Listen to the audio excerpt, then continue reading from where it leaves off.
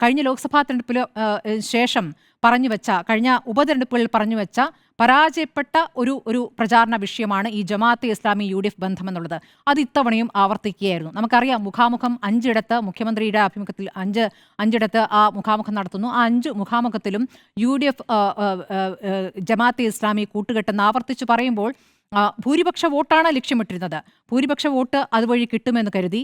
ജമാഅത്തെ ഇസ്ലാമിയെ പറയുമ്പോൾ മുസ്ലിം ന്യൂനപക്ഷത്തിലെ തന്നെ ജമാഅത്തെ ഇസ്ലാമിയോട് താല്പര്യമില്ലാത്ത മറ്റ് ന്യൂനപക്ഷ വോട്ടുകൾ കൂടി തങ്ങൾക്ക് കിട്ടുമെന്ന് കരുതി ഇതിങ്ങനെ ആവർത്തിച്ചു പറഞ്ഞു. അത് യഥാർത്ഥത്തിൽ ആർക്കാണ് ഗുണം ചെയ്തത്?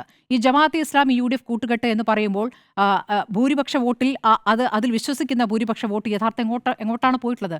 അത് പോയിരിക്കുന്നത് BJP-യിലേക്കാണ്. അപ്പോൾ BJP-ക്ക് വഴിവെച്ചിരിക്കുന്നു യഥാർത്ഥത്തിൽ CPM ആ പ്രചാരണങ്ങളിലൂടെ എന്നുള്ളത് മനസ്സിലാക്കുമോ എന്നുള്ളതാണ് ഒരു പ്രധാനപ്പെട്ട ചോദ്യമായി അവിടെ നിൽക്കുന്നത്.